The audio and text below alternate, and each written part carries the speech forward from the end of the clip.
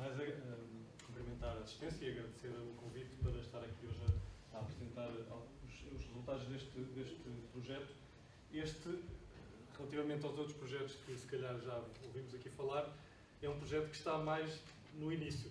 Será se calhar o precursor de outras coisas que poderão vir para a frente e que poderemos explorar no futuro. A minha colega Ana já explicou um pouco e fez o enquadramento das ações que temos vindo a desenvolver mais na área da conservação destes habitats.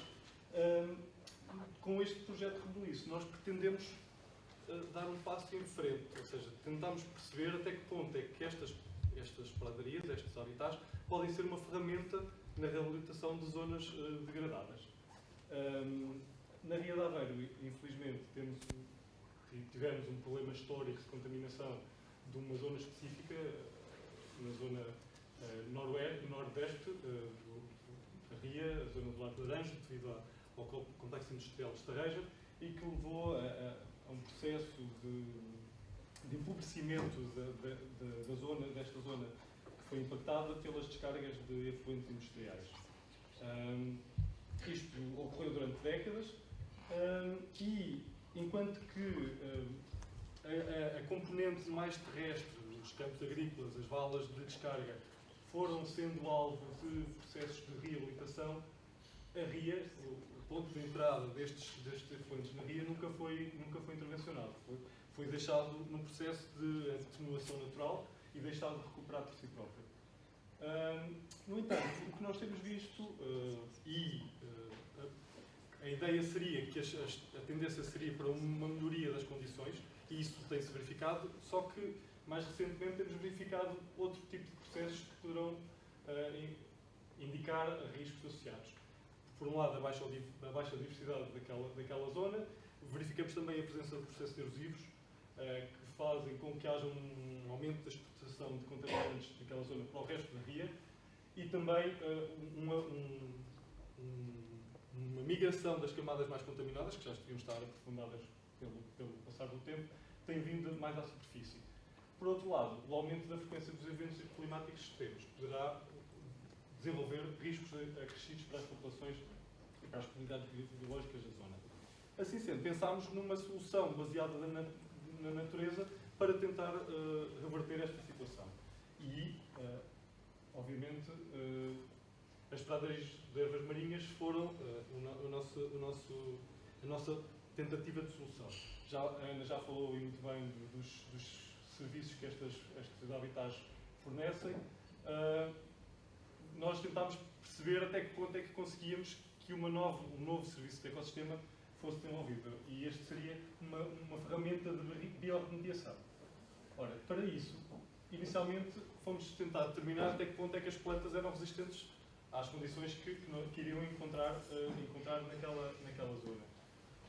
Para isso, desenvolvemos um sistema de suporte de vida, ainda não aquele que a Ana apresentou, mas um sistema no exterior, em que nós conseguimos testar até que ponto é que as plantas resistiam aos sedimentos daquela zona. Fomos buscá-los e colonizámos com pradarias para ver até que ponto é que elas eram então resistentes.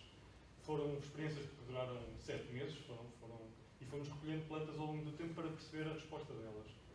E o que realmente verificámos foi que, por um lado, todas elas sobreviveram. Verificámos diferenças sazonais, mas independentemente dos tratamentos, ou seja, as plantas não pareciam estar influenciadas pela contaminação presente no sedimento. As diferenças que encontramos foram essencialmente na composição alimentar, mas que não tiveram propriamente efeitos, porque isso são resultados que eu não tenho aqui, mas também testámos o efeito na fisiologia da planta e realmente não foram verificadas diferenças. A parte da capacidade fotossintética manteve-se inalterada e verificámos também a produção de sementes em todos os tratamentos experimentais, o que parece indiciar que elas estavam realmente adaptadas. Tendo em conta este sucesso e esta aparente adaptação às condições do local, tentámos então fazer uma experiência piloto de transplante para aquela zona. Esta, obviamente, foi precedida por uma fase pré-operacional de aproximação, em que fizemos modelação hidrodinâmica para ajudar na escolha do local. Optámos inicialmente por uma área inicial de 20 metros quadrados e uma transplantação em mosaico para permitir o crescimento em todas as direções. Curiosamente, a modelação hidrodinâmica que fizemos permitiu-nos depois fazer uma amostragem exploratória e o sítio onde nós iríamos à partida transplantar, curiosamente surgiu uma mancha nativa muito pequena, o que já por si indiciava que poderia ser realmente favorável. Começou-se em novembro de 2019. Inicialmente estávamos com resultados animadores, mas depois passámos 4 meses sem poder lá ir. Isto foi a última vez que fomos antes do confinamento. Acabámos por proteger um pouco por causa da questão das correntes e da erosão, mas infelizmente depois em junho, quando conseguimos lá voltar, isto foi o que nós encontramos, completamente dizimado.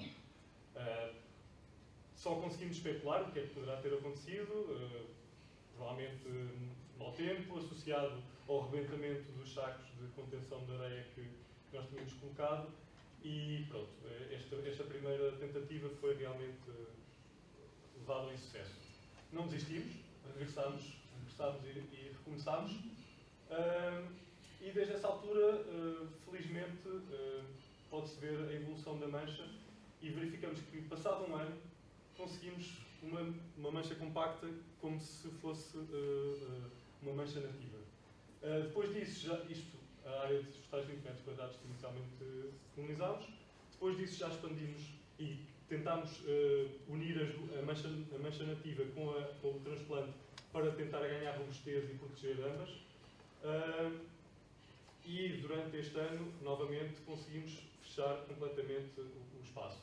Nesta altura temos uma área de 50 metros quadrados, temos uma área perfeitamente compacta e com densidades muito interessantes. E já, se repararem, já fizemos um terceiro momento de expansão que já está a toda a volta desta mancha. O que, à partida, são resultados animadores. Por outro lado, queríamos avaliar realmente qual o efeito que a presença destas plantas teria nos processos geoquímicos que acontecem. Isto eu não vou só mostrar muito rapidamente. Isto são métodos que nós usamos para monitorar os níveis de contaminantes e que estão, à partida, biodisponíveis, ou seja, isto são metodologias para quantificar os contaminantes que estão disponíveis para as populações que lá estão.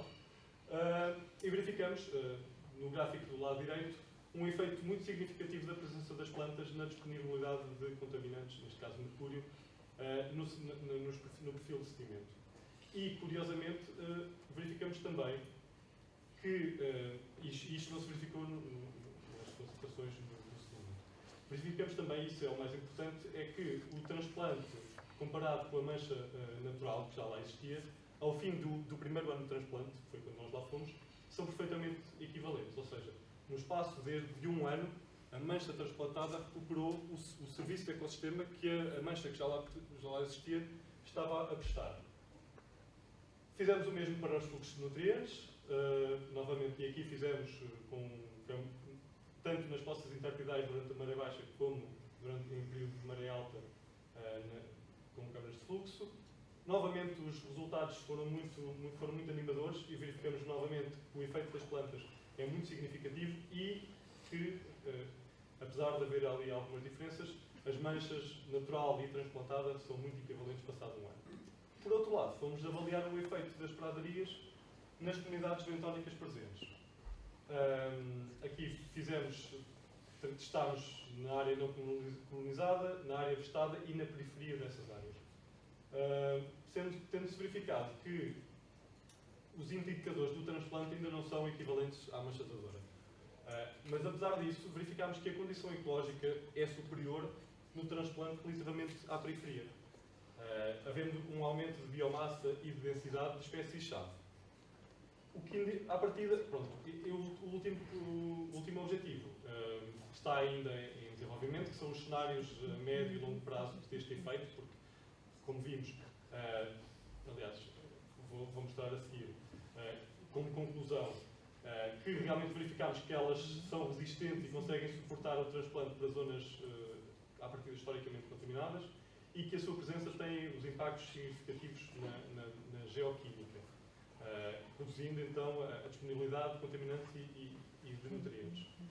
Tem também os tais impactos significativos nas comunidades, só que este recuperar deste serviço de ecossistema é mais lento, porque envolve outras comunidades, ou seja, é um processo que demora muito mais tempo. E como tal, a recuperação dos serviços de ecossistema ocorre a ritmos diferentes e, obviamente, é preciso dar tempo para que esta recuperação aconteça. De um modo geral, os resultados indicam que realmente a utilização destas ervas marinhas como ferramentas na reabilitação de ecossistemas degradados parece bastante promissor. E, uma vez mais, agradecer, isto é um esforço de equipa, e agradecer a participação de todos. Obrigado. Muito obrigado, Pedro.